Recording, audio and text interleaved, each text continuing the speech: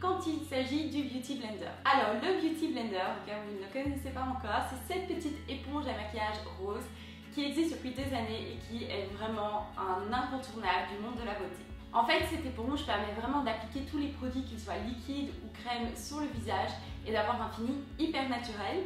Personnellement, j'ai commencé à l'utiliser au mois de janvier et je vous avoue que depuis, je n'ai plus touché à mes pinceaux de fond de teint. J'utilise exclusivement l'éponge. Alors, ma première astuce, en réalité, c'est une règle fondamentale avec le Beauty Blender, c'est de toujours l'utiliser mouillé. Donc le plus simple, c'est de le mouiller sous votre robinet avec l'eau qui coule, de le malaxer un petit peu pour qu'il absorbe vraiment l'eau et puis de l'essorer un petit peu pour pas que vous ayez trop d'eau dans le Beauty Blender non plus. La raison pour laquelle vous voulez l'utiliser mouillé, c'est tout simplement parce que déjà il va doubler de taille, c'est assez impressionnant à voir, et surtout comme il est mouillé, il ne va pas absorber votre fond de teint ou votre anti-cerne, ce qui va permettre de mettre le produit sur votre visage et de ne pas en gaspiller inutilement. Ma deuxième astuce quand il s'agit du Beauty Blender, c'est de toujours le tapoter sur le visage au lieu de l'étirer. Donc vous voulez vraiment tapoter votre Beauty Blender avec le produit partout sur votre visage, c'est ça qui va vous donner un fini hyper naturel et indétectable, et vous ne voulez pas en fait utiliser l'éponge et étirer le produit, ça ne va pas fonctionner, vous n'allez pas avoir un aussi beau résultat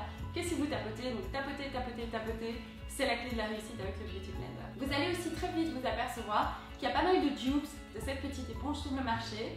Alors personnellement, j'en ai utilisé pas mal et rien nouveau. Le Beauty Blender, j'y reviens à chaque fois, tout simplement parce que la qualité est là, le résultat est là. C'est une éponge, si je ne me trompe pas, qui est sans latex et avec des colorants naturels, donc beaucoup moins de risque d'allergie.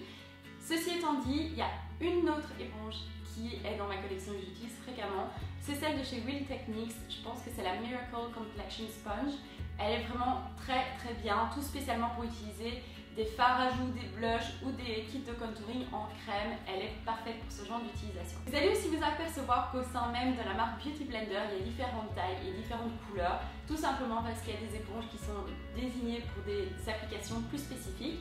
Personnellement, j'utilise la rose, donc l'original, pour mon visage, et puis j'utilise la petite pour appliquer mon anti-cerne, mais je vais vous montrer ça dans 2 minutes. Quand il s'agit d'appliquer mon maquillage, je commence toujours par mon fond de teint.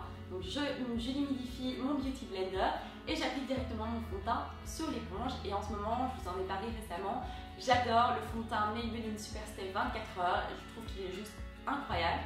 Donc j'applique ça sur tout mon visage, je tapote, tapote, tapote jusqu'à ce que le fini soit hyper naturel et indétectable. Ensuite, je passe à mon anti-cerne et vous le savez très certainement, mon préféré c'est le Maybelline Age Rewind que j'utilise dans la teinte illuminatrice, et donc je viens l'appliquer sous les yeux, je fais des petits triangles afin d'illuminer le regard, et je l'utilise également sur mon front, sur mon nez et sur mon menton pour un petit peu ajouter de dimension au visage. Alors ensuite, pour fondre tout ça sur mon visage, j'utilise mon Beauty Blender rose sur le visage, mais pour la zone en dessous des yeux, j'utilise le Micro Beauty Blender qui est toujours un Beauty Blender mais juste beaucoup plus petit, et ça c'est parfait pour vraiment pouvoir aller dans le coin de l'œil et bien fondre tout ça. Et ensuite je passe au contouring. Pour le contouring, j'utilise la palette de contouring de chez L'Oréal dont je vous ai parlé dans une de mes vidéos récemment. J'adore cette palette. Et pour cette application-là, j'utilise l'éponge de chez Real Techniques. J'applique donc le produit en ligne et puis je le fonds toujours en tapotant, pas en slidant l'éponge sur le visage, mais bien en tapotant. Et c'est ça qui va vraiment vous donner un résultat impeccable. Et enfin, pour terminer, mon dernier conseil, c'est de nettoyer votre Beauty Blender assez régulièrement, 1 à 2 fois par semaine. C'est très simple à faire, vous pouvez le faire juste avant de commencer à appliquer votre maquillage. Donc vous mouillez le Beauty Blender et il suffit d'utiliser un savon. Alors personnellement, j'adore le nettoyant de chez Beauty Blender qui est le Beauty Cleanser, je pense, ou le Blender Cleanser liquide. J'avais acheté le solide que je n'aimais pas trop, mais là j'ai reçu le liquide. En fait, j'avais eu un petit kit chez Sephora qui était très chouette parce qu'il y avait 2 Beauty Blender et le nettoyant, et en fait ça coûtait uniquement le prix de 2 Beauty Blender. Le nettoyant était pratiquement, était totalement gratuit. Donc gros coup de cœur pour ce produit qui nettoie vraiment bien l'éponge. La seule chose, c'est qu'il faut être sûr de bien rincer sous l'eau, parce que la dernière chose que vous voulez avoir, c'est des résidus de nettoyant sur votre visage. Donc voilà, c'est tout pour ma vidéo d'aujourd'hui. J'espère que ça vous aura plu et que vous aurez découvert de chouettes trucs et astuces pour le Beauty Blender. N'oubliez pas de checker la barre de description ici en dessous, je vous mets souvent beaucoup d'infos et de liens. Et si jamais vous avez encore des questions, n'hésitez pas à les laisser en commentaire, je me ferai un plaisir de vous y répondre le plus rapidement possible. Merci beaucoup d'avoir regardé cette vidéo et moi je vous dis à la semaine prochaine. Bye bye.